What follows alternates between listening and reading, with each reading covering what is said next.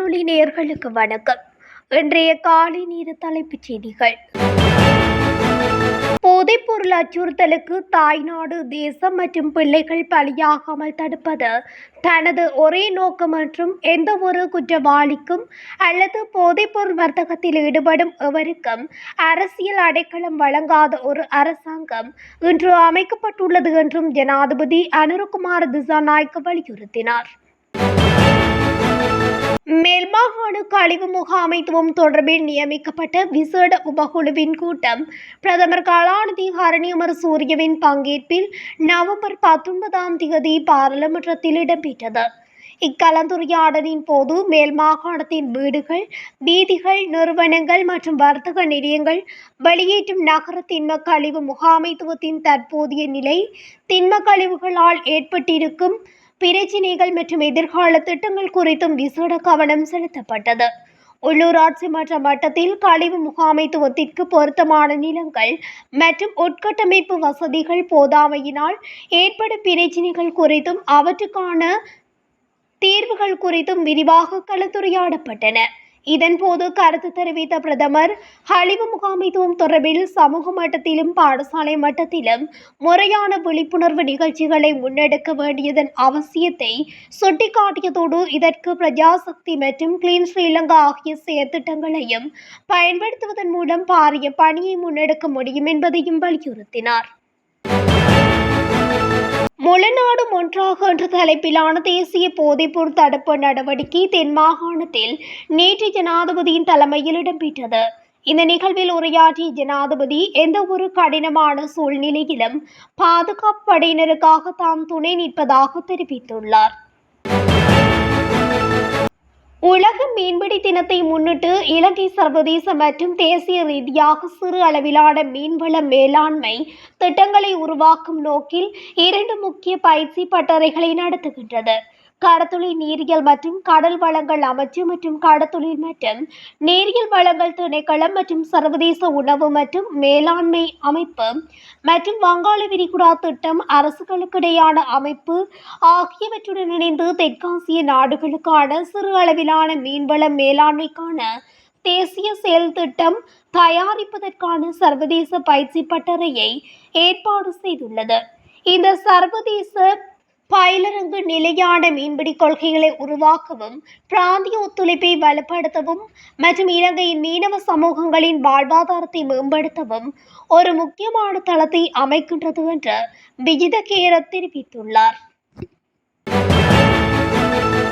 நாடு முழுவதும் உள்ள பல மகப்பேறு மற்றும் சிறுவர் வைத்தியசாலைகளில் திரிபோசாவுக்கு கடுமையான பற்றாக்குறை ஏற்பட்டுள்ளதாக மருத்துவ மற்றும் சிவில் உரிமைகள் மருத்துவ தொழிற்சங்க சம்மேளனத்தின் தலைவர் மருத்துவர் சமல் சஞ்சீவ தெரிவித்துள்ளார். தற்போது நிலவும் இந்த தட்டுப்பாடு காரணமாக திரிபோசா குறிப்பிட்ட சில பிரிவினருக்கே வழங்கப்படுவதாக அவர் சுட்டிக்காட்டினார். தமிழகம் ராமநாதபுரம் இலங்கை தமிழர் மறுவாழ்வு முகாமில் வசித்த இலங்கை தமிழர் ஒருவர் கொல்லப்பட்டுள்ளதாக தமிழக ஊடகங்கள் செய்தி வெளியிட்டுள்ளன. ராமநாதபுரம் மண்டபம் இலங்கை தமிழர் மறுவாழ்வு முகாமில் வசிக்கும் 3 இலங்கை தமிழர்கள் மது அருந்தும் போது தகராறு ஏற்பட்டதில் ஒருவர் மற்றொருவரை சுத்தியலால் தாக்கியதில் படுகாயமடைந்த நபர் சிகிச்சை பலனின்றி உயிரிழந்தார். பகவந்தலாவை பகுதியில் நேற்று பெய்த கடும் மழையினால் சென்ட் மேரிஸ் தேசிய கல்லூரிக்குள் வெள்ள நீர் புகுந்துள்ளது. கெசல்கமுவ ஓயாவிற்கு நீரினை ஏந்தி செல்லும் சிற்றாற்றில் வெள்ளப்பெருக்கு ஏற்பட்டதால் கல்லூரி வளாகத்தினுள் வெள்ள நீர் புகுந்துள்ளது. கல்லூரி வளாகம் முழுவதும் வெள்ள நீர் சூழ்ந்தமையால் இன்று நடைபெறவுள்ள உயர்தர பரீட்சைக்கு தோற்றுள்ள மாணவர்களும் பாதிக்கப்படுவர். உயர்தர பரீட்சைக்காக தயார்படுத்தப்பட்டிருந்த மண்டபமும் வெள்ளத்தால் பாதிக்கப்பட்டுள்ளதாக கல்லூரியின் அதிபர் சுந்தரேசன் தெரிவித்துள்ளார். யாழ்நகரில் விடுதிகளில் தங்கியிருந்து போதைப்பொருள் விற்பனையில் ஈடுபட்ட கும்பல் கைது செய்யப்பட்டுள்ளது. யாழ்ப்பாணம் மாவட்ட குற்றத்தடுப்பு பிரிவு காவல்துறைக்கு கிடைத்த தகவலுக்கமைய நேற்று நடத்திய விசேட சோதனை நடவடிக்கையின் போது இந்த கைது நடவடிக்கை முன்னெடுக்கப்பட்டது. ஐஸ் போதைப்பொருள் விற்பனையில் ஈடுபட்ட 2 பிரதான சந்தேக நபர்கள் உட்பட 8 பேர் கைது செய்யப்பட்டதுடன் சந்தேக நபர்களிடமிருந்து ஐஸ் மற்றும் ஹெரோயின் போதைப்பொருள் என்பன மீட்கப்பட்டது. வவுனியா நெடுங்கேணி காவல் நிலையத்தில் பணிபுரியும் சார்ஜென்ட் தர உத்தியோகத்தர் ஒருவர் லஞ்சம் பெற முற்பட்ட போது லஞ்ச ஊழல் ஆணைக்குழுவால் கைது செய்யப்பட்டு நீதிமன்றத்தில் முற்படுத்தப்பட்டு விளக்கமறியலில் வைக்கப்பட்டுள்ளார். இந்த கைது நடவடிக்கை நேற்று மாலை இடம்பெற்றுள்ளது. குறித்த காவல் நிலையத்தில் பணிபுரியும் காவல்துறை உத்தியோகத்தர் ஒரு முறைப்பாடு தொடர்பாக நபரொருவரிடம் லஞ்சம் கோருவதாக லஞ்ச ஊழல் ஆணைக்குழுவிற்கு முறைப்பாடு வழங்கப்பட்டிருந்தது. இந்நிலையில் லஞ்ச ஊழல் ஆணைக்குழுவின் அதிகாரிகள் காவல்துறை உத்தியோகத்தர் லஞ்ச பணத்தின் ஒரு பகுதியை பெற முற்பட்ட போது அவரை கைது செய்துள்ளனர். யாழ்ப்பாண ஆலைக்கட்டுவான் தெற்கு பகுதியில் உள்ள கள்ளுத்தவரணை போன்றில் முதியவர் மீது மேற்கொள்ளப்பட்ட தாக்குதலில் குறித்த முதியவர் ஆபத்தான நிலையில் சிகிச்சை பெற்று வருவதாக தெரிவிக்கப்படுகிறது. குறித்த சம்பவமானது நேற்றைய தினம் இடம்பெற்றுள்ளது. இதுகுறித்து மேலும் தெரிய வருகையில் குறித்த முதியவர் நேற்றைய தினம் தவறணைக்கு சென்றுள்ளார். இதன்போது அங்கிருந்த 2 இளைஞர்கள் அவரை கீழே தள்ளி வீழ்த்தி கொடூரமாக தாக்கினர். தாக்குதலை மேற்கொண்ட 2 இளைஞர்களும் தப்பி சென்ற நிலையில் அவர்களை கைது செய்யும் நடவடிக்கையில் சுன்னாகம் போலீசார் ஈடுபட்டு வருகின்றனர். கொழும்பில் உள்ள மத்திய அஞ்சல் பரிவர்த்தனை நிலையத்தில் 30 கிலோகிராம் குஷ் போதைப் பொருள் கைப்பற்றப்பட்டுள்ளது. போலீஸ் மத்திய குற்ற விசாரணை பணியக அதிகாரிகளால் மேற்கொள்ளப்பட்ட சோதனை நடவடிக்கையில் கைப்பற்றப்பட்டுள்ளது. கொழும்பு மத்திய தபால் பரிமாற்றகத்தில் வைத்து இந்த போதைப்பொருள் தொகை கண்டுபிடிக்கப்பட்டுள்ளது. இவ்வாறு போலீசாரால் கைப்பற்றப்பட்ட இந்த போதைப் பொருளின் பெறுமதி 150 மில்லியன் ரூபாய் என தெரிவிக்கப்பட்டுள்ளது. முச்சக்கர வண்டியும் லொரியும் நேருக்கு நேர் மோதிய விபத்தில் இளம் பெண் ஒருவர் உயிரிழந்துள்ளார்.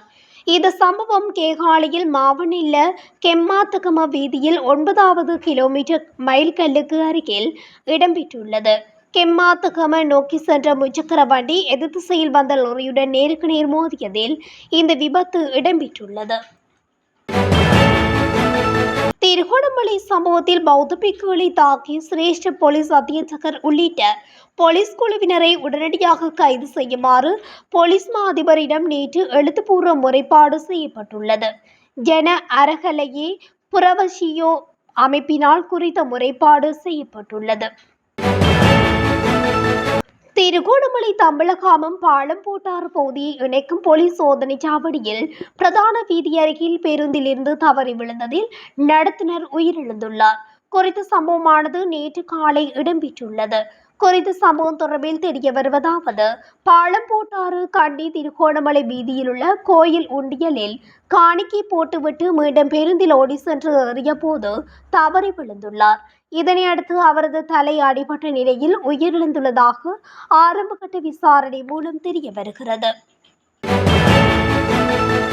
கொழும்பில் இன்று நடைபெறவுள்ள அரசு எதிர்ப்பு போராட்டத்தில் அதிகளவான மக்கள் கலந்து கொள்ள மாட்டார்கள் என புலனாய்வு தகவல் மூலம் தெரிய வந்துள்ளதாக உள்ளக தகவல்கள் தெரிவிக்கின்றன.